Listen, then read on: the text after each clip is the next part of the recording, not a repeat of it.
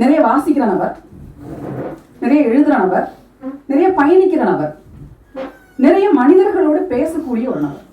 நம்ம traveller. I love travelling, I love meeting people. அப்போ இந்த படத்தில் இருந்த ஏதோ ஒன்று என்னை அந்த இடத்துல கட்டி போட்டுச்சுல்ல, அந்த தேட்டரை விட்டு வெளியில் வர விடாமல் என்னை பண்ணுச்சுல்ல.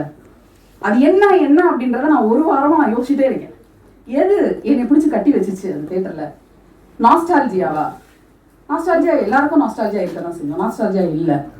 இஸ்லாமிய வாழ்வியல் இது வரைக்கும் சொல்லப்படாத ஒரு விஷயத்தை அந்த படம் பேசியிருக்கா? அதனால எனக்கு அந்த ஆர்வத்தில் நான் அப்படி உட்காந்துருக்கேனா? அதையும் யோசிச்சு பார்த்தேன். இல்லை. பர்சனலாக இந்த படம் என்னோட ஒரு இடத்துல கனெக்ட் ஆகுது. என்னோட இணையர் இதே மாதிரி தான் வெளிநாட்டில் வேலை செய்கிறாரு. வருஷத்துக்கு ஒரு முறை வீட்டுக்கு வரக்கூடிய ஒரு நபராக இருக்கிறார்.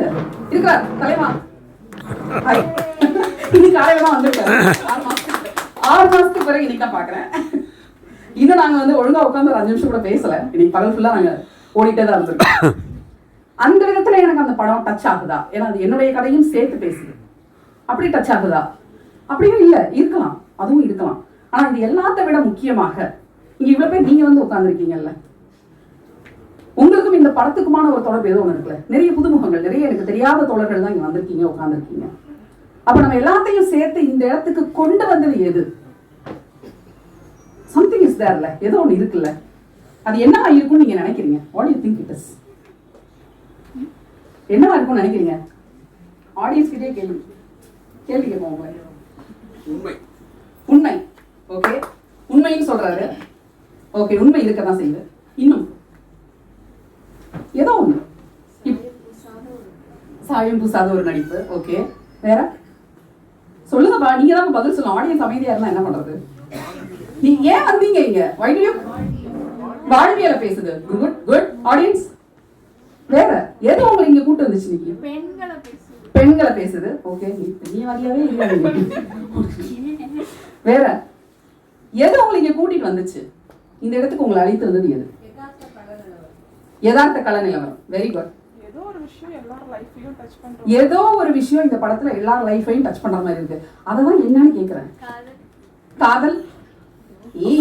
இது அபுதாகிய பின்னாடியே தான் இருக்கு. வேற காதல். அந்த காதல்ன்றதை இன்னும் கொஞ்சம் மாத்தி நீங்க சொல்லி பார்க்கலாமா? அன்பு. பியூட்டிஃபுல். கை தட்டிங்க, சொன்னாலும் கை தட்டுங்க. அன்பு. எதையுமே எதிர்பாராமல் இன்னொரு மீது நாம் கொண்டிருக்கக்கூடிய அன்பு. ஹபீபி, மை டியர். அன்பு காதலா இருக்கலாம், பாசமா இருக்கலாம், எதா வேணாலும் இருக்கலாம்.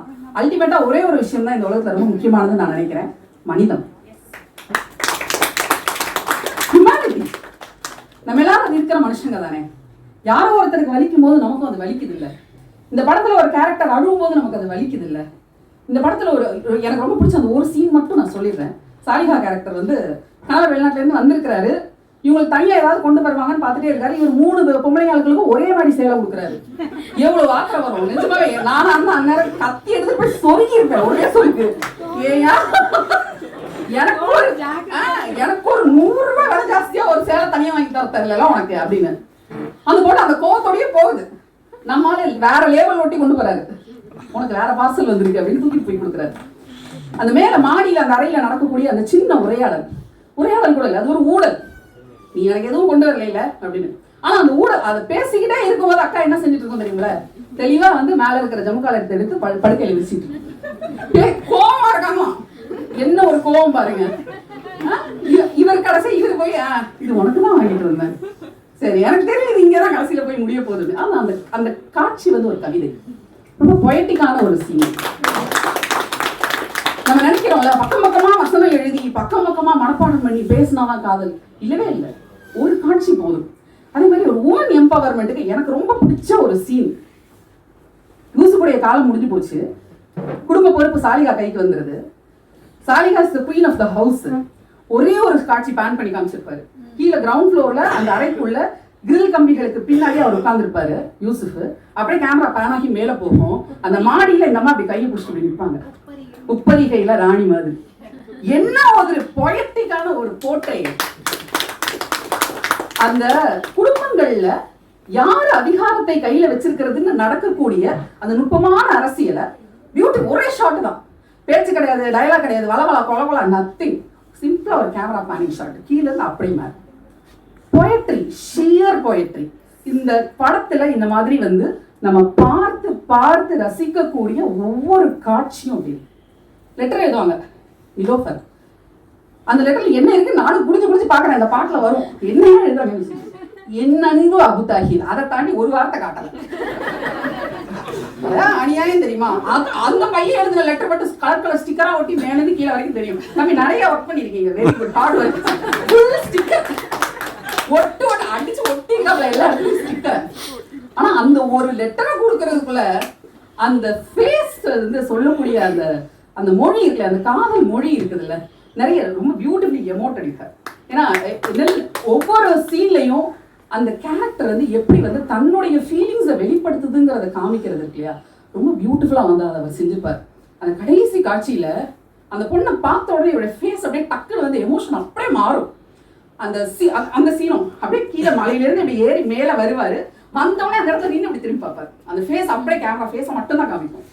Such a beautiful shot, such a beautiful shot. ரொம்ப அதாவது அதே மாதிரி அந்த கடைசியில வந்துட்டு இந்த கலாச்சார காவலர்களுக்கு பயந்து அந்த எண்ணெய் வந்து ஒண்ணு, நான் இப்படிதான் சொல்லுவேன், நீ அதை எப்படி வேணாலும் எடுத்துட்டு போவோம் வீட்டுக்கு அப்படின்னு சொல்லி கிளியரா இட் இஸ் லெஃப்ட் யூ. அந்த ஓப்பன் எண்டிங்கோட அதை விடுறதுங்கிறது it's a very big risk. நிறைய சில பேருக்கு கொஞ்சம் அவசர கதியில படம் பார்க்கறவங்களுக்கு புரியாது. ஐயோ இதுக்கப்புறம் அவங்க என்ன வச்சிருக்கோம். இல்ல, நீங்க படத்தை முதல்ல இருந்து ஃபாலோ பண்ணிட்டே வந்திருந்தீங்கன்னா அந்த சீனுக்கு அடுத்து என்ன நடந்திருக்குன்னு உங்களுக்கு தெரிஞ்சிருக்கும். ஆனா நாங்க சேர்த்து வச்சிருந்தோம்னா நீங்க கல்யாணம் அடிப்பீங்களா? நாங்க வைக்க மாட்டோம்ல. நாங்க அந்த இடத்துல ஒரு இக்கண்ணா வச்சு காணாம பண்ணிடுவோம். பியூட்டிஃபுல்லா அந்த ஷாட், அந்த லாஸ்ட் சீன் வந்து போயட்ரி. ஒவ்வொரு காட்சியும் அதே மாதிரி சாலிகா உட்காந்து தறியில வந்து நெசவு பண்ணிட்டு இருப்பாங்க. அப்படியே முத்து முத்தா முகத்துல ஃபுல்லா முகத்துல கழுத்துல எல்லாம் வேர்வை அரும்பி இருக்கும். மைன்யூட் டீடைலிங், அவ்வளவு மைன்யூட் டீடைலிங். ஆச்சரியமா இருக்கும். ஜூஸ் வாங்கிட்டு வந்திருக்கேன்னு சொல்லி பூஜா ஊத்திக்கிட்டு வரும். பூஜா கரெக்டா அந்த 80s 90s உள்ள பூஜா திருகு பர்ஃபெக்டா ஒவ்வொரு பொருளும் அந்த தறியை போடுறதுல இருந்து அந்த தறியை இறக்குறதுல இருந்து. அதே மாதிரி இந்த பெண்கள் வந்து உடல் சார்ந்த என்னென்ன மாதிரியான இன்னல்கள் எல்லாம் சந்திச்சுட்டே வராங்க. அந்த அம்மாவுக்கு சேர்த்து பொண்ணு, இந்த பொண்ணுக்கு வேலை செய்ய முடியல, உட்காந்து முதுகு ஒடியுது வேலை செய்யறது. குடும்ப சுமை, வெளியே இருக்கக்கூடிய ஃபைனான்ஸை சமாளிக்கக்கூடிய சுமை எல்லாமே அந்த பொண்ணுக்கு. அந்த கேரக்டருடைய ஃபேஸே அப்படியே மாறுது. முதல்ல நீங்க கல்யாணம் ஆகி வரக்கூடிய அந்த பெண்ணுடைய முகமும் இறுதியில் அந்த வீட்டுக்கு ராணியாக மாறக்கூடிய அந்த பெண்ணுடைய முகமும் ஒன்றல்ல. நீங்க ரொம்ப கேர்ஃபுல்லா பாத்தீங்கன்னா அந்த ஃபேஸ் எவ்வளவு பெரிய டிரான்ஸ்ஃபர்மேஷன் ஆயிருக்கு அப்படிங்கறத நீங்க பார்க்க முடியும். அது அவ்வளவு பியூட்டிஃபுல்லா அதை போர்ட்ரேட் பண்ணிருப்பாரு. அதே மாதிரி இந்த தாடியோட லென்த் பாவம் தான், குட்டி தாடியில இருந்து நீல தாடி வரைக்கும் ஒவ்வொரு ஏஜ் வாரி அவருடைய தாடி வந்து வளர்ந்துட்டே போகுது. அதே மாதிரி ஹிஸ் எமோஷன்ஸ் ஆல்சோ எந்த அளவுக்கு அவர் எமோட் பண்றாரு. அந்த கிளைமேக்ஸ்ல அவர் வந்து கடைசியில மவுத் ஆகிற அந்த காட்சி வரைக்கும் ultimate, such a beautiful portrait. ஒரு சினிமா வந்துட்டு ஒரு மனுஷனை இவ்வளவு தூரம் யோசிக்க வைக்குது, இவ்வளவு தூரம் நம்மளை சிந்திக்க வைக்குது, நம்மளை வந்து உள்நோக்கி ஒரு கேள்வியை எழுப்ப சொல்லுது, எல்லார் மேலேயும் அன்பு செய் அப்படிங்கிறத நமக்கு திருப்பி திருப்பி சொல்லிட்டே இருக்கு. அப்படின்னா இது இந்த திரைப்படத்தோட வெற்றியா இல்லையா? அப்போ இந்த விழாவுக்கு நம்ம வெற்றி விழான்னு சொல்லணுமா அதை பாராட்டலாம்னு சொல்லலாம். பாராட்ட யார் வேணாலும் சொல்லிடலாம்.